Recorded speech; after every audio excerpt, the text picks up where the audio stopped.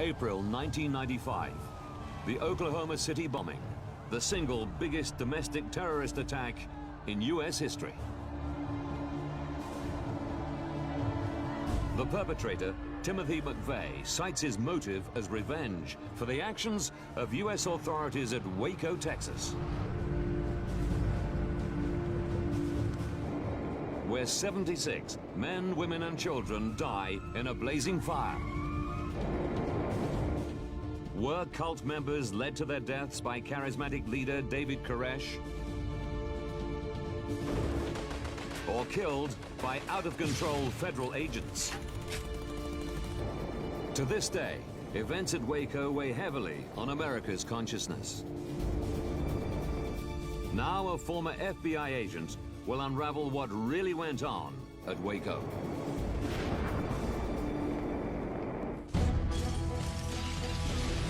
Disasters don't just happen. They're a chain of critical events. Unravel the clues and count down those final seconds from disaster.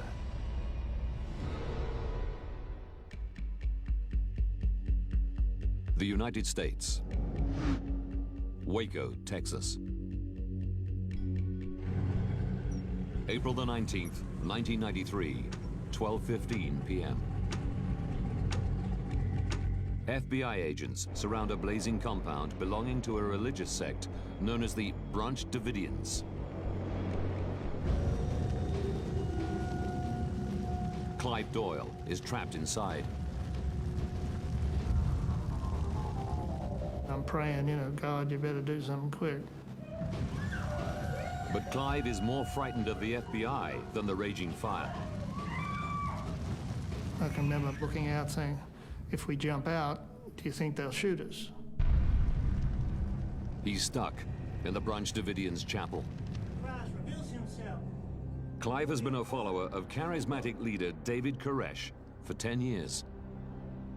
I felt that this guy had something, and just about everybody that was living there had bought into the idea that he was a prophet or a messenger of God of some kind.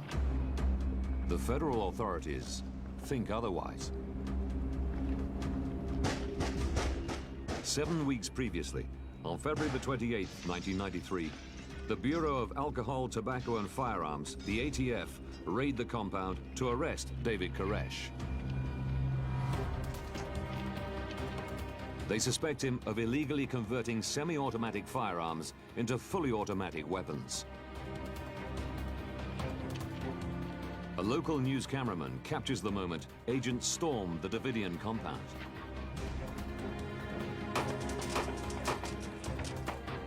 The surprise raid goes disastrously wrong. Koresh and the cult knew they were coming.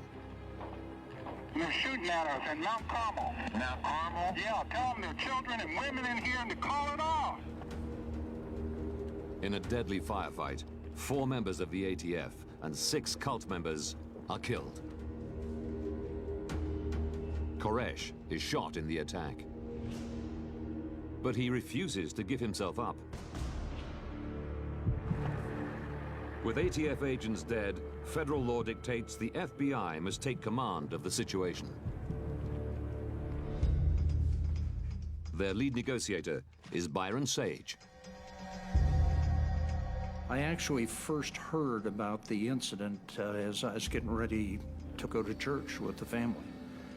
Phone rang of my boss down in San Antonio. Immediately he said, there's been a raid that's gone horribly awry. 4 agents are believed to be dead, 16 wounded.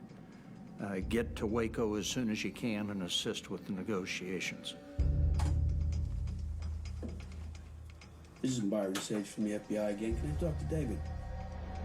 At first, the FBI plays it softly, successfully negotiating the surrender of 14 adults and 21 children. But a hard core of Davidians have refused to budge. Sage sends the Davidians a video camera so he can get a clear idea of the people he's dealing with. ATF, you boys are wrong. Your practices, your habits, yeah, and pushing people around with guns. Hey, I'll meet you at the doorstep any day. You know, and somebody will get hurt. If you want to keep playing that game, I'm talking to you. Somebody's going to get hurt.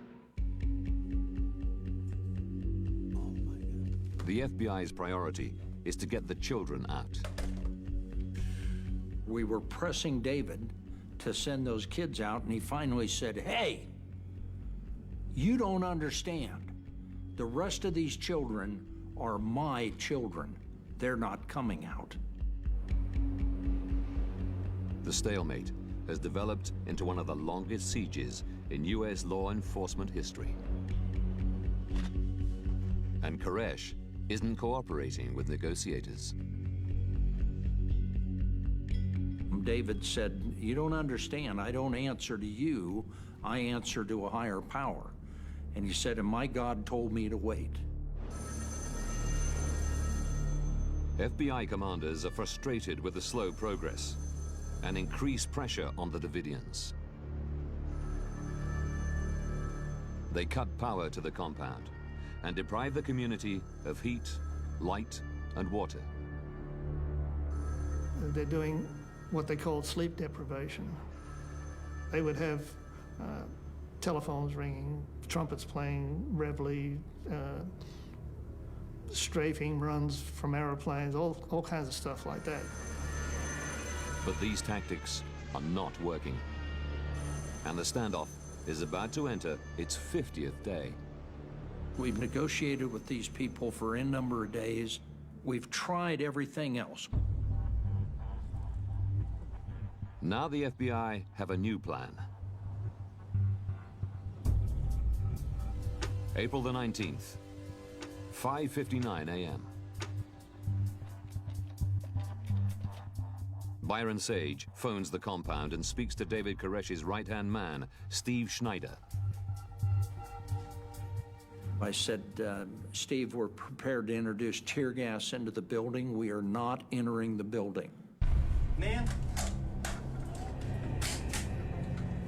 come and get your guns. Inside the Mount Carmel compound, Koresh prepares his followers. Let's move. Let's go. The Davidians have amassed a deadly arsenal of automatic and semi-automatic weapons. Let's go.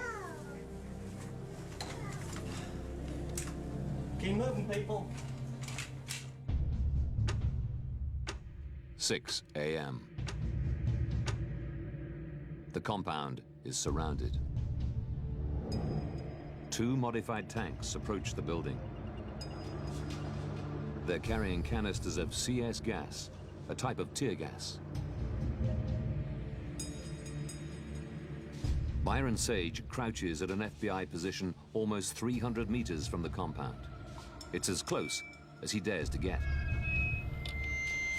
David, individuals inside the Branch Davidian compound, we are in the process of placing tear gas inside the building.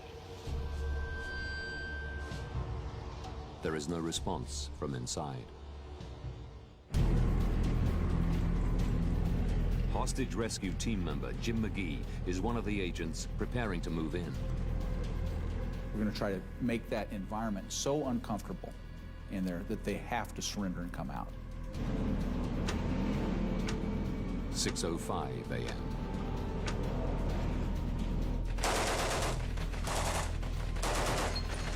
They didn't get 15, 20 yards onto the Davidian property before all hell broke loose. As soon as we entered in, past that perimeter, we started receiving fire. The CS gas is injected through nozzles, which penetrate the walls and windows of the building. The Davidians are prepared. They've stockpiled a supply of gas masks. I put a gas mask on when they were spraying in the chapel, and pretty soon I couldn't breathe. And that gas started getting on your skin, and it burned like crazy. Felt like battery acid or something, Heavy fire from the compound prompts the FBI to quickly change their tactics. Plan B was that if the agents introducing the tear gas were to come under fire, that the entire compound would be saturated as quickly as we could accomplish it, render the whole building untenable, and force them to come out through windows, whatever. The FBI send in 4 armored personnel carriers, and Jim McGee returns the Davidians' fire with ferret rounds, canisters filled with more CS gas. We were firing the CS gas in via M79 grenade launchers. I could determine that we were being fired upon from a certain location, and that's where I would put some of the projectiles from the M79. The ferret rounds shatter on impact with the ground and release CS gas to targeted areas. One came in and flew past, and went under the pews in the chapel. You could hear it hissing over in the corner somewhere. For those wearing masks, the gas is tolerable. For those without, breathing is difficult, and the gas burns skin and eyes. Children suffer the most. There was no gas mask for the children. Parents were trying to wrap the children with wet towels or wet blankets to keep the gas out of their faces. 6:31 a.m. Byron Sage continues to urge sect members to come out. I said, "We are not entering your compound. This siege is over. You are under arrest. You can stop this at any time by giving us a signal that you're prepared to exit." But the Davidians aren't moving. The FBI used the tanks like battering rams. The Davidians watch as their home is bulldozed around them. The last time they came through the front door into the chapel, I'd say pretty much the whole tank was in the building, and the boom was sticking into the chapel. The FBI can now fire CS gas deeper into the building. David gave instructions for the women to bring the children downstairs and to put them in the vault. It was the safest place in the building if anything should happen. The vault is a secure concrete room in the center of the wooden compound. There is no sign the Davidians are ready to surrender, as the FBI hoped.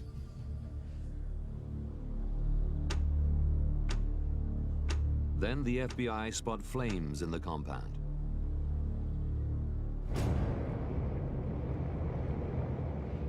There was some other reports of smoke in other locations, and before you knew it, you started to see flames.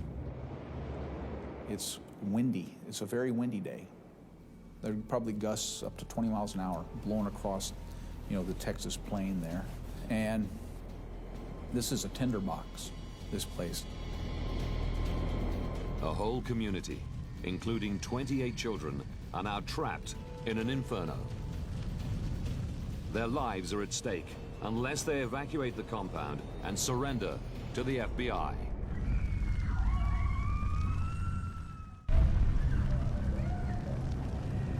The fire is getting closer to Clive Doyle. I began hearing people screaming behind me. I recognized the voices of who was screaming because they were further in, you might say, to the fire. His daughter Cherie is trapped upstairs. The approaching flames prevent Doyle from trying to save her. My youngest daughter, she was 18. She's the one that I spent the siege with most of the time until they were told to go upstairs. And I didn't see her, after that. FBI agent Byron Sage broadcasts an urgent message to David Koresh. I tried to talk directly to David over the PA, and I said, "David, don't end it this way. You know, you're supposed to be a savior. Save those people. Bring them out. 12:13 p.m. The whole building is now engulfed in flames. All of this smoke started coming down the outside of the building. It just got all sucked in, and everything turned pitch black. I could feel tremendous heat overhead. Couldn't see anything. Doyle escapes alone, leaving his daughter in the burning building. The smoke coming off of me and everything, and the skin on my hands is just rolling off. And I thought, well, if I stand here, I'm going to get burned to death anyway. Kind of jump out, and I landed on my feet with my back up against the hole, and I'm standing there going, now what do I do, you know?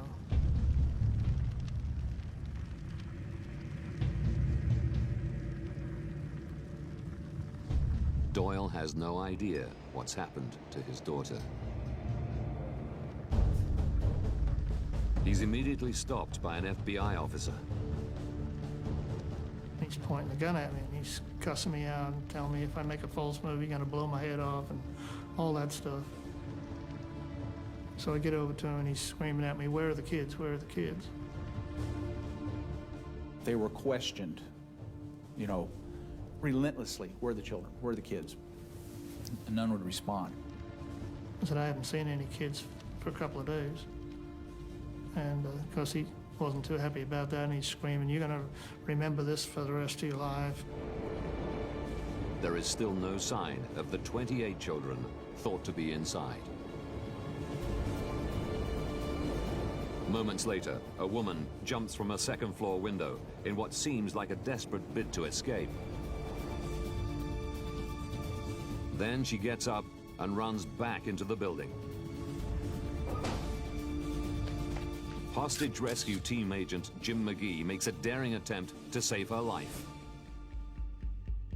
I laid down my shoulder weapon and went in through an opening, which probably was a window at one point. She just kind of turned her head away from me, kind of ignoring my question, and wouldn't respond. A news camera captures the moment Jim McGee drags her to safety. Within maybe 10, 20 seconds, the second floor collapsed into that room where we were at.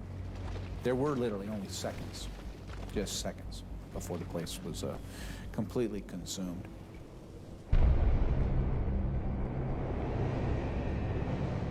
Strong winds cause the fire to spread at a terrifying rate. In just 18 minutes, the entire building is engulfed in flames.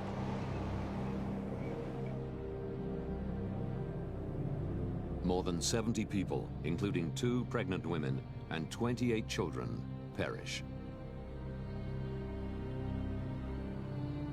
Clive Doyle's daughter, Cherie, is amongst the dead. Cult leader David Koresh is found with a fatal bullet wound to the head.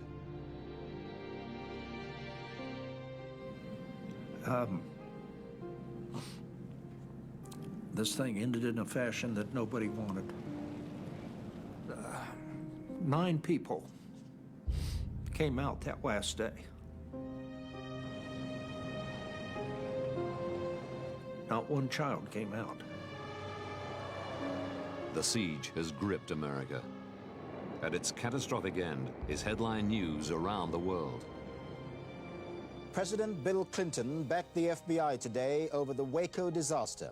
He put the blame for the 86 lives lost squarely on the shoulders of the cult leader David Koresh. In a non-violent, non-shooting circumstance. But Clinton's statement fails to stop the press asking questions. You ever ask Janet Reno? Did the siege have to end in such a disaster? And when you learn. And did the actions of the federal authorities lead directly to the horrific deaths of so many men, women, and children? Now, by rewinding the events of that day, and by going deep into the official reports, former FBI agent Clint Van Zant's will reveal why so many people died. He will discover how the tragedy could have been avoided if the FBI had done things differently. I think everyone wanted to know why. Why did so many Americans lose their lives ostensibly at the hand of government? You know, shouldn't there have been, couldn't there have been some way to resolve this without this terrible, terrible loss of life? Van Zandt finds that the Branch Davidians had established Mount Carmel in 1935 when they formed as an offshoot of the Seventh-day Adventist Church.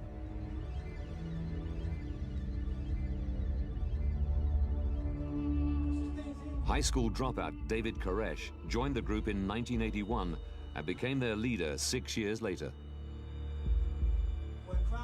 Koresh believed he was the second coming of Christ, destined to trigger events that would bring about the end of the world. And Jesus says, verse 5. His ministry was based on references in the book of Revelation describing Judgment Day and eternal life. Revelations. The Davidians considered Koresh's pronouncements of equal importance to the Bible. To help fund the cult's existence, he began a business buying and selling weapons at local gun shows. Reports of automatic gunfire coming from the compound result in a surveillance operation by the ATF. In turn, this leads to the failed raid of February the 28th.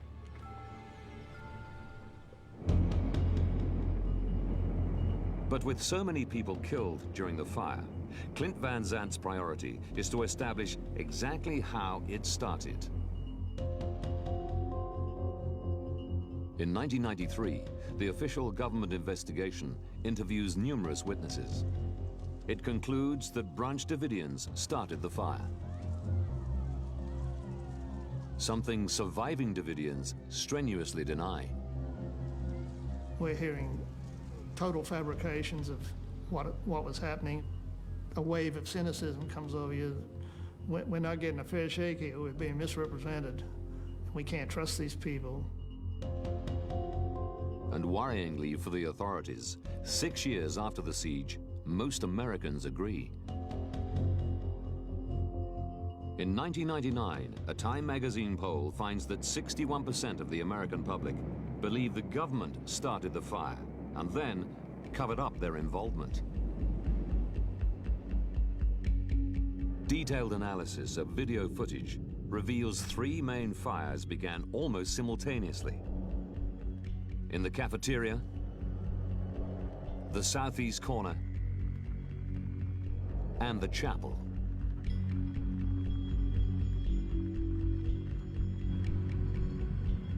One theory is that CS gas canisters fired by the FBI could have started the blazes.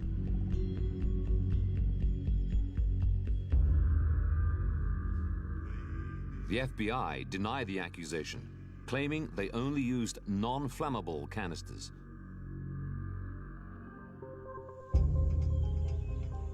But in 1999, an FBI photograph comes to light, showing spent casings of a different type of canister, one that relied on a pyrotechnic charge to disperse the gas. It's known these pyrotechnic charges can lead to fires.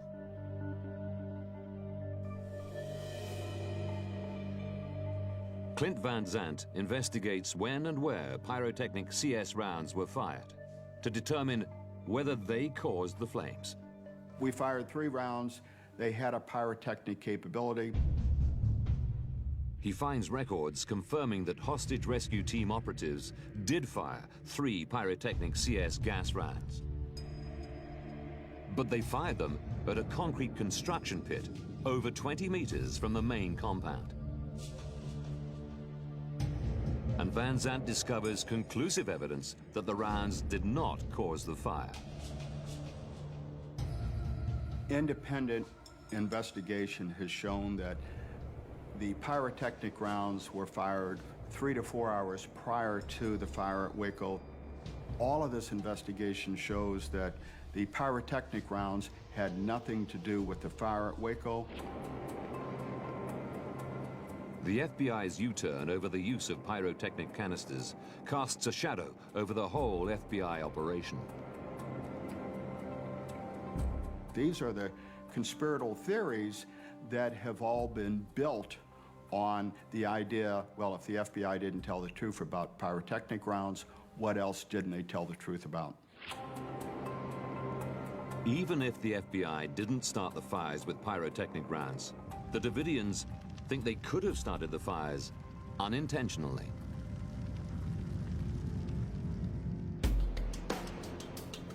With no electricity for 4 weeks, kerosene lamps were used across the compound. I would hate to believe that the FBI deliberately went in there and struck a match. But there's other reports that say, well, they're smashing the building up, knocking lanterns over, or whatever may have caused it as well. Yet forensic experts find no evidence that overturned kerosene lamps started the fire.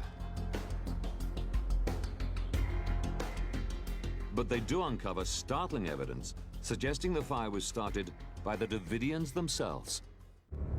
Hostage rescue team sniper witnessed a Davidian starting a fire inside the front of the building. There is even more compelling evidence that suggests the fire was arson.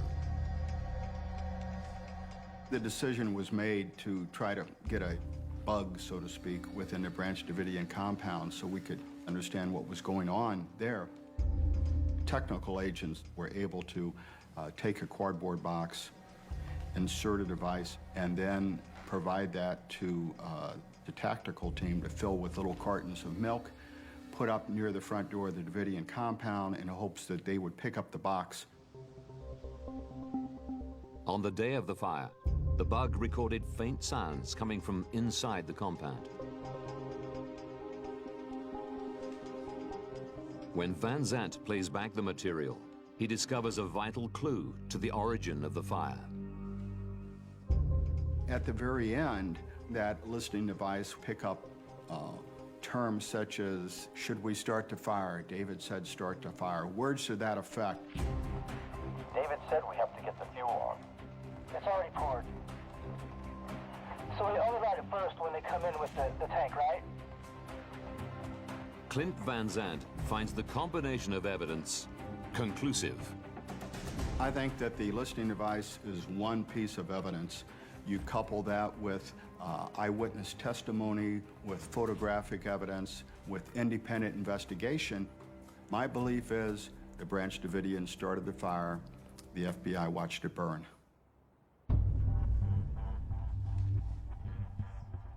Van Zandt is satisfied the Davidians and not the FBI started the fire. But causing the fire is not the only charge leveled at the FBI. Now Van Zandt must find out whether the FBI prevented Davidians from escaping the fire by shooting into the compound. April the 19th, 10:13 a.m. When FBI agents begin inserting CS gas into the compound, the Branch Davidians respond with a barrage of gunfire.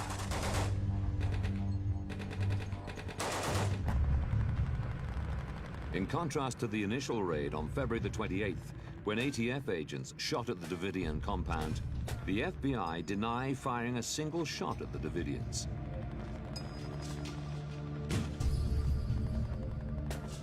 There are allegations that on the last day at Waco, that the FBI used the cover of the compound to have their tactical agents get around behind the building when Branch Davidians were trying to escape or otherwise leave the building, that FBI agents were there to mow them down, to shoot them, to grab the bodies and throw them back in so they would burn inside. Nobody, fired their weapon into the compound. Any rounds you fire, you're going to be held accountable for. At the end of the day, there's going to be a shooting review if a round is fired, and we're also aware that there's going to be endless scrutiny for every round fired. Van Zandt examines key evidence that should reveal what really happened. Back in the 1990s, the FBI had a unique aircraft.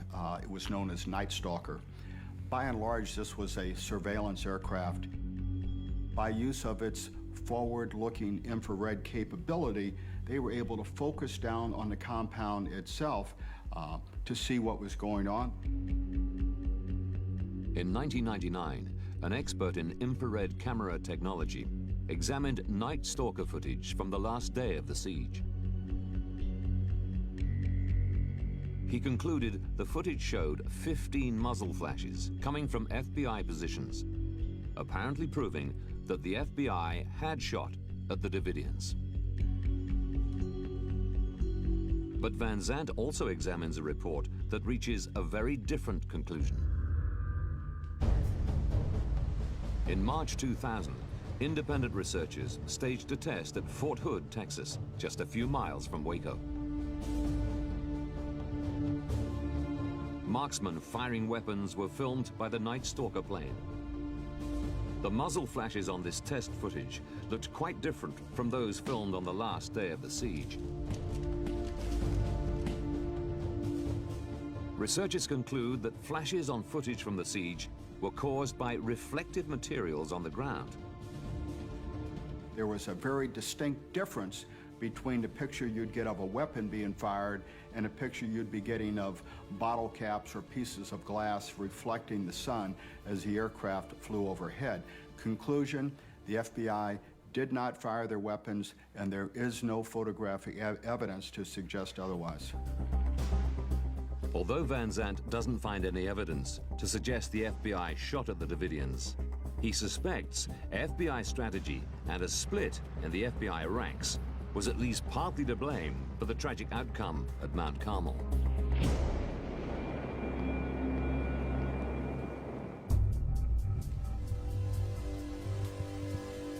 The FBI deployed both a team of negotiators and an armed tactical team, the hostage rescue team. They were supposed to work together. But Van Zandt believes lack of communication between the two teams might have contributed to the siege's tragic conclusion. One of the main challenges at Waco was the lack of coordination on the part of the FBI between command, between tactical, and between negotiations. There was a wall built between the negotiators and the tactical team. Negotiators were focused on achieving a peaceful resolution to the standoff. The tactical team stood ready to force a conclusion, a task that led to a hardline attitude towards the Davidians. If you're a member of a tactical team that may have to go inside and engage in an armed confrontation, I think it's easiest to see your adversary as just a criminal, as a violent, nasty criminal with a gun in his hand who wants nothing else but to kill you and kill those around them. Well, I looked upon the Davidians as a violent aggressor. Absolutely. Nothing peaceful about them at all. As a former FBI negotiator, Clint Van Zandt understands how the two teams should work together. As a negotiator, I need the presence of force. I need a well-trained, well-disciplined, able to leap tall buildings at a single-bound tactical team. And therefore, as a negotiator, I don't have to state that threat, state that potential. It's there, and it's something that I can use as psychological collateral in this life and death poker game that we're playing at the time. The contrasting approaches are supposed to complement each other, but at Waco, this wasn't happening. The tactical team was being told, or wasn't being corrected in their perception, that the negotiators were just these limp-wristed social workers who were trying to give away the store, while the tactical team was out in these terrible conditions and night and day, and nothing was being done. Because the two teams were not working as a unit, the Davidians received mixed messages. They were very concerned that the authorities, the government, was going to seize their property, that they wouldn't have any place to live or come back to if they came out. Well, we assured them that we were not planning on doing that. These assurances were completely undermined by the actions of the tactical team. Unbeknownst to us, there were some instances, one where one of the tracked vehicles ran over one of the Branch Davidian cars out front. We didn't know any of this was happening. They would do something that would just make you have an attitude, well, you can't trust these liars, you know, that they'll tell you anything just to get what they want, but they don't really deliver. It meant negotiations stalled. The Davidians became even more determined not to leave the compound. So FBI commanders looked increasingly to the tactical team to resolve the standoff. The negotiation process began to lose ground in the eyes of the on-scene commander, and his tactical options began to rise. Nobody wanted to be there any longer than we had to be, but there was a level of frustration. The tactical team's solution was to put more psychological pressure on the Davidians. They cut power to the compound and made it impossible for the Davidians to sleep.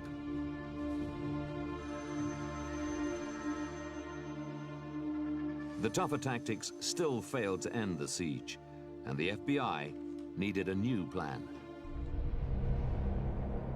The FBI decide they'll try to force the Davidians out with CS gas. Despite terrible suffering, not a single Davidian adult or child left the compound during 6 hours of gas attack. FBI tactics had simply escalated tensions. To understand how these tactics would affect the Davidians, Van Zandt studies a report written by criminal psychologist Professor Alan Stone that examines the relationship between Koresh and the FBI. There was, without any question, a kind of macho struggle that developed between the FBI and David Koresh. When the FBI spoke to the public, they said, we're going to show him who's boss. Stone believes this was exactly the wrong approach to take with a character like Koresh. Downstairs to safety. If you take David Koresh seriously, if you get past the idea that he's a common criminal and a child molester, and you see there's this other part of it, then you understand what a risk you're taking in trying to close the noose. David Koresh was a control freak. So if you're going to try to show a control freak who is boss, you're asking for trouble. No one's going to hurt me or my family. That's American policy here. See, I'll meet you at the doorstep any day, you know, and somebody will get hurt. If you want to keep playing that game, I'm talking to you. Somebody's going to get hurt. You have a man who's close to being paranoid by psychiatric criteria, who is a control freak. And the idea that you can win an argument with a person like that by a force of will just is a totally mistaken notion. Lord, I'll preach. Van Zandt believes the key to understanding the Davidians' resolve not to leave the compound lies in David Koresh's interpretation of the Bible. It's predicted in the scriptures that God's people are going to be involved in war, and they're going to have to fight to defend themselves. Koresh taught the Davidians that they were God's chosen people, and confrontation with government forces is an event foretold in the Bible. In preparation for this impending battle, Koresh and the Davidians stockpiled over 300 weapons and nearly 400,000 rounds of ammunition, using the arms business as cover. Of the 76 Davidians who died on April the 19th, 20 died from gunshot injuries. Clive Doyle's daughter, Cherie, was killed by a single shot to the head. An independent pathologist determined the gunshots were all self-inflicted or delivered by fellow Davidians. The remaining Davidians died from the effects of the fire. 27 bodies were found in the concrete vault. I came to the opinion that the Branch Davidians didn't look at suicide as an end, but as a new beginning. Set against such a committed belief system, and after the toughest siege of its 85-year history, the FBI lost patience. Van Zandt believes they should have been even more patient. I think that government always has the responsibility to do everything they can, no matter how long it takes, to resolve a situation nonviolently. If we don't do it today, there can always be tomorrow. Time was on the side of the government. We're the ones that escalated the clock, not the Branch Davidians. It's now clear that a series of miscommunications and a failure to understand the mindset of David Koresh caused the federal authorities to embark on a terrible plan that could have only one outcome.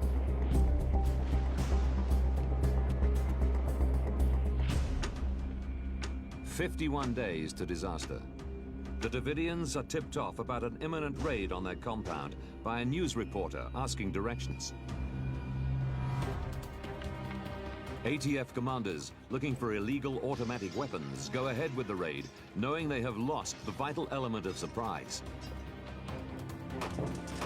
The ensuing gunfight is the longest in U.S. law enforcement history. It leaves 4 ATF agents and 6 Davidians dead. Many more are seriously injured.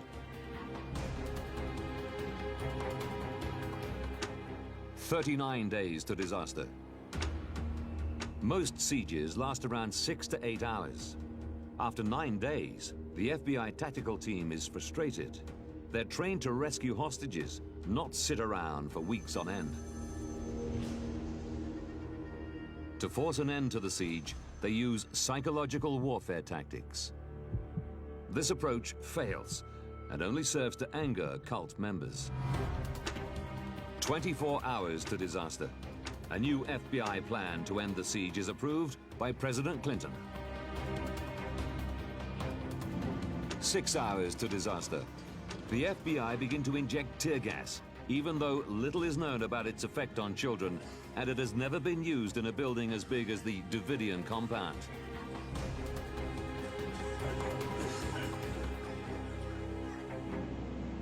What appears to the FBI as an orderly plan to drive the Davidians out is a terrifying experience for those inside.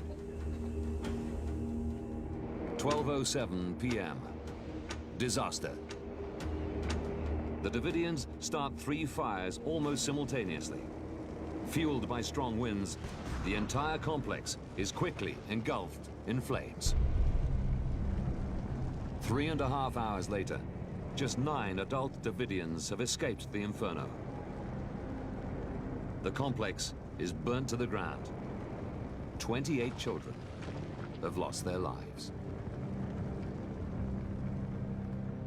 I think most of us at Waco would have danced with the devil if we thought we could get those children out alive.